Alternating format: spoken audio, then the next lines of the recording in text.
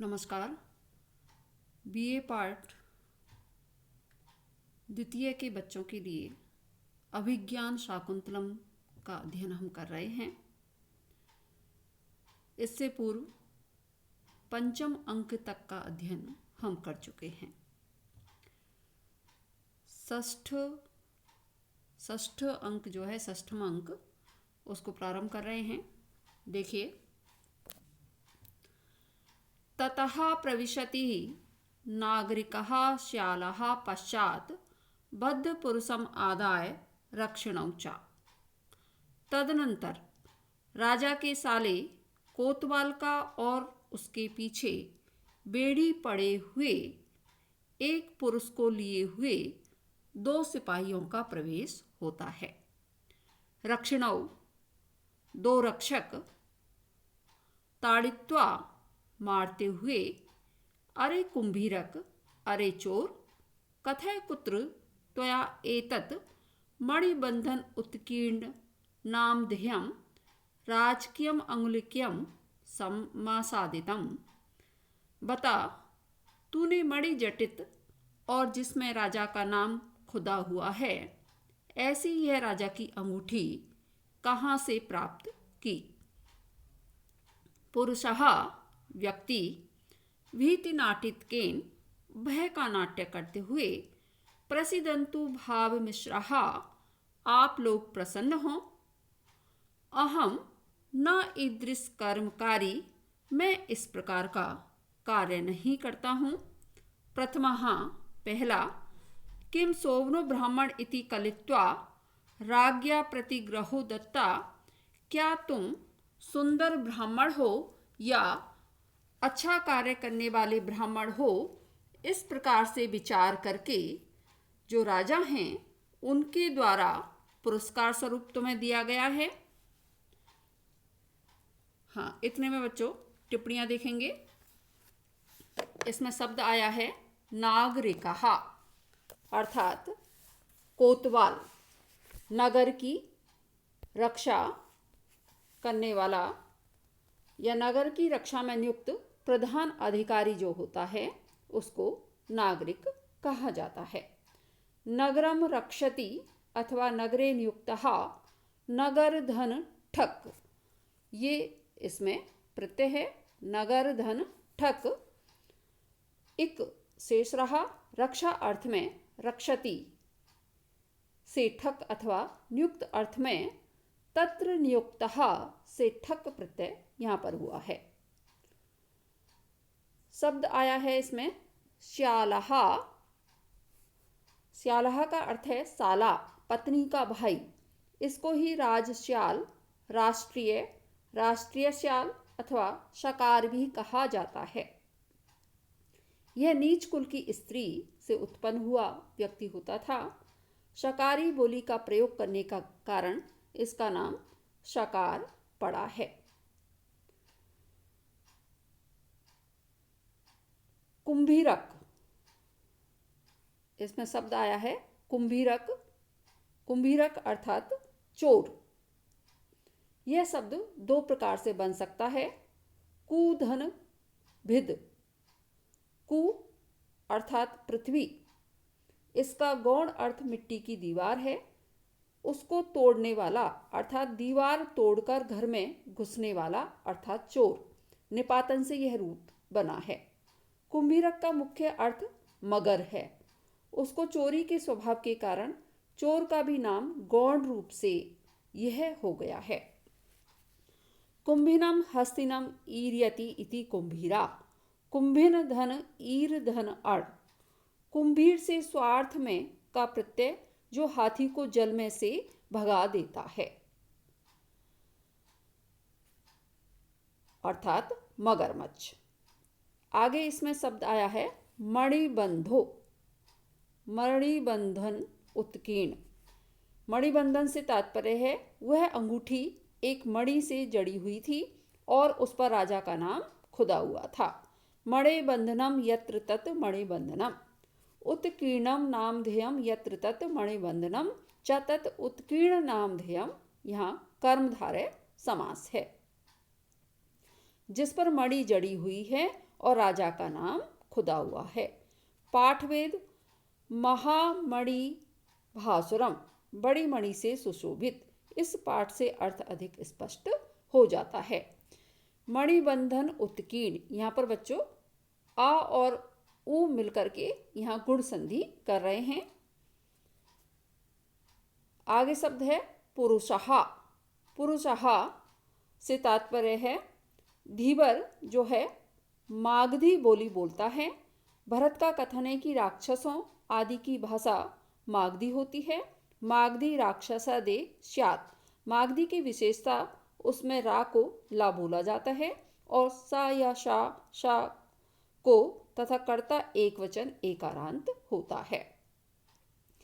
नाटितकम शब्द आया है इसमें, नाटितकेन, नाटितकम अभिनय करना, इसका अर्थ होता है अभिनय करना। भाव मिश्रः, भाव मिश्रः इसका अर्थ है, भाव का अर्थ है मान्य, मान्यो भावस्तु वक्तव्य। मिश्र शब्द आदर सूचक है, आदरणीय सज्जनों, इस प्रकार से इसका अर्थ हुआ। ईदृशम कर्मकारी, ईदृशम कर्मकारी, ना ईदृश यहाँ पर गुण संधि है, अर्थात मैं चोरी जैसा कुकर्म नहीं करता हूँ। कृत्वा मन में विचार करके, प्राकृत कलिय का कृत्वा और कलित्वा दोनों संस्कृत रूप हो सकते हैं। कृत्वा यह संस्कृत रूप अधिक प्रचलित है। प्रतिग्रह अर्थात प्रदान की है या उपहार अथवा दान स्वरूप। आगे देखिए,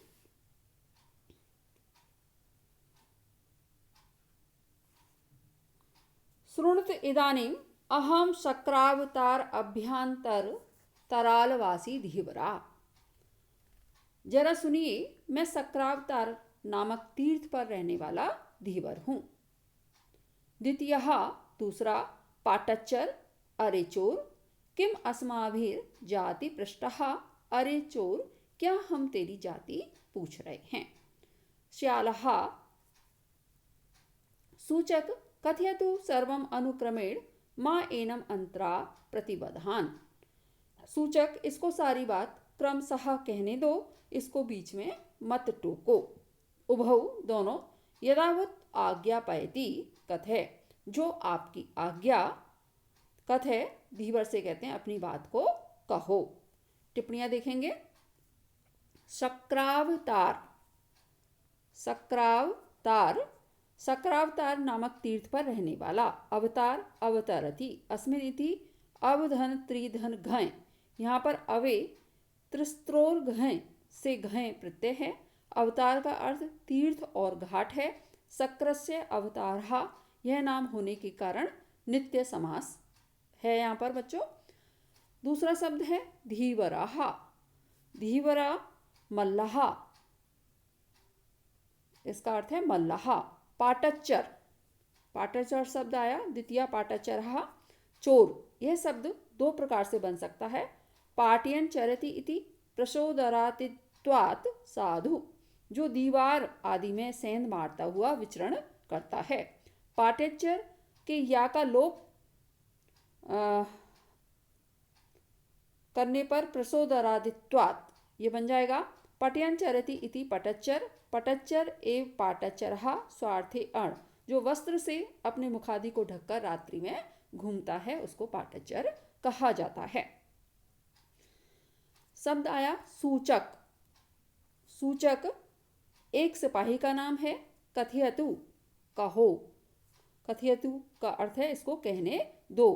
माँ प्रतिबधान शब्द आया है इसमें, माँ प्रति बंध है, माँ प्रति बधान, इसको बीच में मत टोको। यहाँ पर निषेधार्थक माँ है, मांग नहीं है, अतः लोट लकार है। आवुत्तः, आवुत्तः शब्द आया है, दोनों जो हैं वो कहते हैं आवुत्तः, अर्थात जीजा बहन के पति को आवुत्त कहते हैं। भगनी पति आवुत्तः इत्यमरः, यहाँ पर यह केवल आदर सूचक शब्द है। आगे देखिए, पुरुषः अहम जाल उद्गालादिभिः मत्स्यबंधन उपायै कुटुंब भरणम करोमि। मैं जाल, कांटा आदि मछली पकड़ने के साधनों से अपने कुटुंब का पालन करता हूँ। श्यालः विहस्य, हंस करके, विशुद्ध इदानीम आजीवः, बहुत पवित्र आपकी आजीविका है। पुरुषः भर्ता माँ एवं, ऐसा मत कहिए, माँ एवं भर ऐसा मत कहिए या ऐसा नहीं कहिए। इसमें टिप्पणियां देख लेंगे बच्चों। जालोद गालादिभि मत्स्य बंधन उपाय, जालोद गालादिभि, जालानि च उद्गालस्य जालोदगालम। समाहार द्वंद्व समास है। जाति अप्राणिनाम से एक वचन है। जालोदगालम आदिर येषाम तय बहुब्री समास है। उद्गल उद्गाल उद धन ग्री धन घय है। यहाँ पर उन्नयोग्र से घय प्रत्यय और अच्छी विभाषा से राको वैकल्पिक ला। उद्गाल का अर्थ कांटा है जिससे मछली फंसाई जाती है। मत्स्य बंधन उपाय, मत्स्य बंधन उपाय से तात मत्स्यानाम बंधनस्य उपाय, यहाँ तत्पुरुष समास है। विशुद्धः, इसमें आगे शब्द आया आपका विशुद्धः। विशुद्ध अर्थात यह व्यंग्य रूप में कहा गया है क्योंकि जीव हत्या के कारण धीवर जो है नीच जाति में गिना जाता है। सहजम अर्थात स्वाभाविक। आगे देखिए,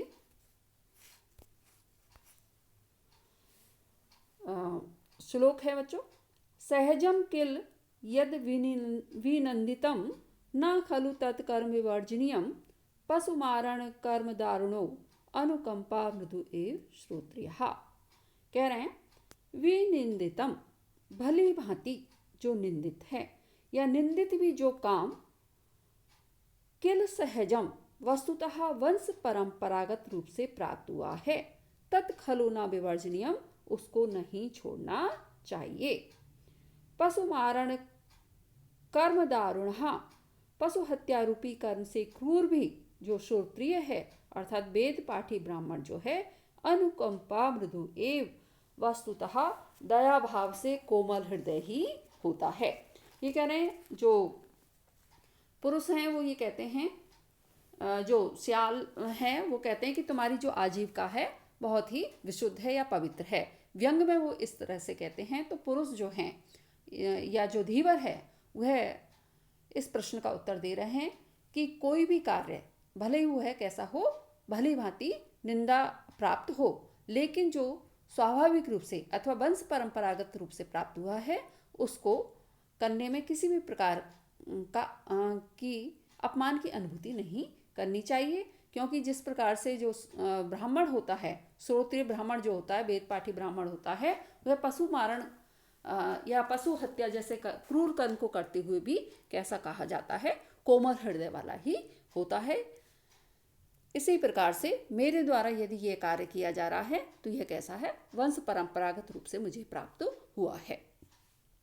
इसमें टिप्पणियां देख लेंगे बच्चों। सहजम अर्थात स्वाभाविक रूप से या जन्म सिद्ध जो है, इसका अर्थ है सहजातम इति सहदन जन डा, अपना जन्म सिद्ध जो है कार्य को सदोष भी हो तो उसे हमें नहीं छोड़ना चाहिए। इस भाव की ये सूक्तियां भी हैं। सहजम कर्म कौन्ते सदोषम अपि न त्यजेत, ये गीता में कहा गया है। श्रेयान स्वधर्मो विगुणः परधर्मात् स्व अनुष्ठितात् स्वधर्मे निधनम श्रेय परधर्मो भयावह, ये गीता में कहा गया है। श्रेयान स्वधर्मो विगुणः परधर्मात् स्वनिष्ठात् स्वभाव नियतम कर्म कुर्वन् आपनोति किल्बिषम्।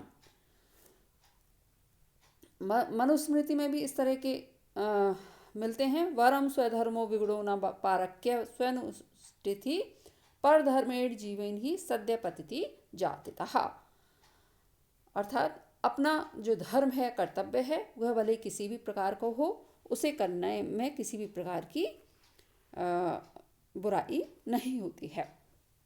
आगे शब्द है आपका पशु मारण का दारुण। पशु हत्या रूपी जो कर्म के कारण कैसा है, क्रूर है। पशु नाम मारणम यत कर्म तेन दारुण, यहाँ तत्पुरुष समास है। श्रोत्रिय, श्रोत्रिय ब्राह्मण, वेद पाठी ब्राह्मण जो है। छंदो अधीते इति श्रोत्रिय, श्रोत्रियश्च छंदो अधीते। ये श्रोत्रिय निपातन अथवा इस सूत्र से छंदस को श्रोत आदेश और घ प्रत्यय, श्रोत्र धन घ को ई है, श्रोत्रिय। जन्म ब्राह्मणो ज्ञे संस्कारै द्विज इति उच्यते। विद्या अभ्यासी भवेत विप्राह, श्रोत्रियस्त्रिभि एव ही। पद्म पुराण, उत्तरकांड आदि में इस तरह से कहा गया है। इस श्लोक में उत्तरार्ध विशेष के द्वारा सामान्य पूर्वार्ध का समर्थन होने से अर्थांतरन्यास अलंकार है। विशेष धीवर के प्रस्तुत होने पर पूर्वार्ध में सामान्य वर्णन के कारण यहाँ अप्रस्तुत प्रशंसा है। दयालु श्रोत्रिय के द्वारा पशु हत्या रूपी क्रूर कर्म के कारण विषम अलंकार भी यहाँ पर है। इस श्लोक से ज्ञात होता है कि कालिदास के समय में यज्ञों में पशु बलि प्रचलित थी। वस्तुतः यज्ञों में पशु बलि सर्वथा वेद विरुद्ध है। अग्निशोमियम, पशुमाल भेद इत्यादि उक्तियाँ पशुपालन और रक्षण की सूचक हैं, ना कि उनकी हिंसा की। यज्ञों में पशु बलि या मांसाहारी वाम मार्गियों की देन है, ना कि उनकी हिंसा की। यज्ञों में पशु बलि या मांसाहारी वाम मार्गियों की देन है, अतः त्याज्य है।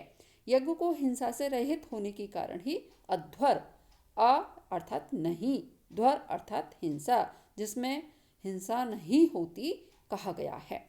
इस श्लोक में कालिदास यज्ञ में हिंसा का समर्थन करते हैं, यह कहना निस्सार है। इस श्लोक का यह भाव है कि पशु हत्या करने वाला भी ब्राह्मण जिस प्रकार घृणित दृष्टि से नहीं देखा जाता, उसी प्रकार मुझ धीवर का भी मत्स्य हत्या दोष क्षम्य है। आगे देखिए बच्चों, श्यालः, जो श्याला है वह बोलता है ततस्ततः, तदनंतर क्या हुआ। पुरुषः, एकस्मिन् दिवसे खंडसो रोहित मत्स्यो मया कल्पितो यावत् तस्य उदर अभ्यंतर इदं रत्न भासुरम अंगुलीयकं दृष्ट्वा पश्चात अहम तस्य विक्राय दर्शयन गृहीतो भाव मिश्रई। एक दिन मैंने एक रोहू मछली के टुकड़े टुकड़े किए, उसके पेट के अंदर रत्नों से चमकती हुई यह अंगूठी मैंने देखी। बाद में उसको बेचने के लिए इधर उधर दिखा रहा था कि आप लोगों ने मुझे पकड़ लिया।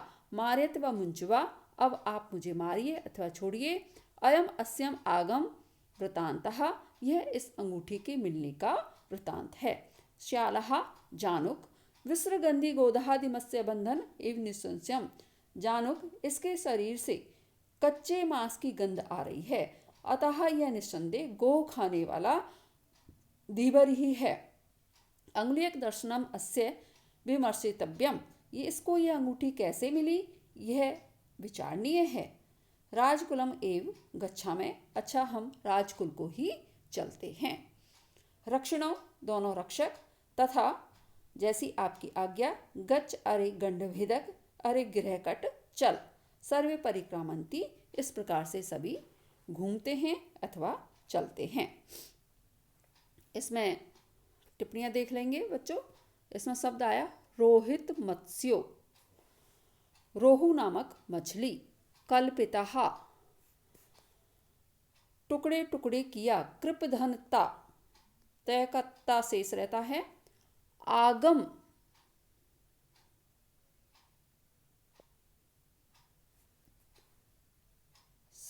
आगे शब्द है आगम, मिलने की कहानी या मिलने का विवरण। जानुक, जानुक शब्द आया है इसमें।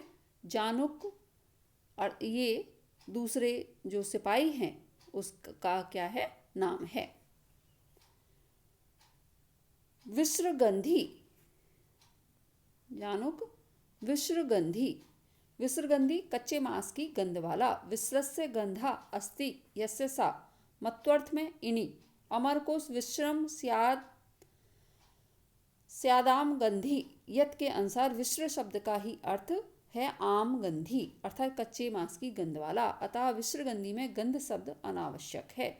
इससे ज्ञात होता है कि कालिदास के समय में विश्र शब्द का अर्थ केवल कच्चा मांस रहा होगा और अमर सिंह के समय में इसका अर्थ कच्चे मांस की गंध वाला हो गया होगा, अतः कालिदास का प्रयोग ठीक है। आगे शब्द आया है गोधादी। गोधादी अर्थात गोहो खाने वाला। अधिकांश टीकाकारों ने इसे अपारणीय प्रयोग घोषित किया है क्योंकि गोधा शब्द जातिवाचक है अतः ताच्छिल्य अर्थ में सुप्य जातौ ऋणि ताच्छिल्य से ऋणि प्रत्यय नहीं हो सकता है, इसलिए कवि की विवक्षा या प्रमाद व ऋणिनी माना है। यह प्रयोग निम्नलिखित रूप से बन सकता है, अतः इसको अपारणीय कहना असंगत है। पौने पुण्यन गोधाम इति अति इति गोधादि, गोधा धन अध धन ऋणी, यहाँ पर बहुल माँ अभिक्षण्य से पौने पुण्य अर्थात बार बार अर्थ में ऋणी प्रत्यय हुआ है। यह सूत्र जातिवाचक शब्द पहले रहने पर भी ऋणी करता है, बार बार गोहो को खाने वाला। कुछ लोगों ने गोधादि को अपारणीय मानकर पाठांतर गोघाती गाय की हत्या करने वाला रखा है, परंतु यह पाठ अनुचित है। धीवर गोघाती नहीं होता। आगे शब्द है मत्स्य बंध। मत्स्य बंध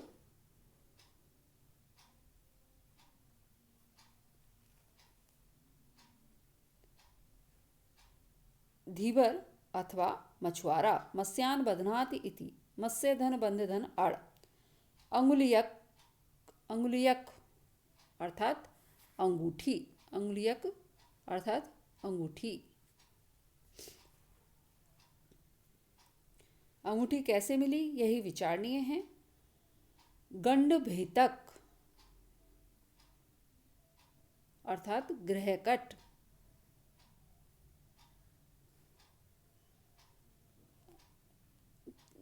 अथवा चोर। गंड अर्थात गांठ को काटने वाला। पाठवेद ग्रंथि भेदक दोनों का अर्थ एक ही है। आगे श्यालहा श्यालक। सूचक इमं गोपुर द्वारे अप्रमत्तौ प्रतिपाल्यतं यावत् इदम् अंगुलीयकं यथा आगमनं भर्तु निवेद्य ततः शासनं प्रतीक्ष्य निष्क्रमामि। सूचक इस नगर द्वार पर सावधानी से इस धीवर की आप क्या कीजिए देखभाल करना, तब तक मैं अंगूठी मिलने का पूरा विवरण महाराज को बताकर और उनकी आज्ञा प्राप्त करके लौटता हूँ। उभौ दोनों प्रवसतु आवतः स्वामी प्रासादाय, आप प्रवेश करें, महाराज का अनुग्रह प्राप्त करने के लिए अंदर जाएं। इति निष्क्रांतः श्याला, ऐसा कह करके जो श्यालक है वह वहाँ से निकल जाता है। इसमें टिप्पणियाँ देख लेंगे बच्चों। गोपुर द्वारे नगर के मुख्य द्वार पर। गोपुर का अर्थ है नगर का मुख्य द्वार। पुर द्वारम तु गोपुरम इत्यमरहा। गोपुर शब्द दो प्रकार से बन सकता है। गोपायति पुरम इति गोपुरम। गुपधन उरच, उरच का उर शेष रहता है जो नगर की रक्षा करता है। गवाम पुरम, जहाँ पर गौएं बांधी जाती हैं। गोपुर शब्द का अर्थ केवल नगर भी है, अतः अर्थ होगा नगर के मुख्य द्वार पर। पुरमात्रे अपि गोपुरम इति रत्न कोशः। इसमें शब्द आया है अप्रमत्तौ अर्थात सावधानी पूर्वक, बिना किसी अप्रमत्तौ जो आया है प्रतिपाल्यते, सावधानी से। प्रमत्त प्रधन मदधन तय, यहाँ पर ध्याखाप्र नियम के कारण ताको ना नहीं हुआ है, ना प्रमत्तौ अप्रमत्तौ। प्रतिपाल्यतम प्रतीक्षा करो, प्रतिधन पाली का अर्थ प्रतीक्षा करना है। शेष बच्चों अगले व्याख्यान में, तब तक के लिए धन्यवाद।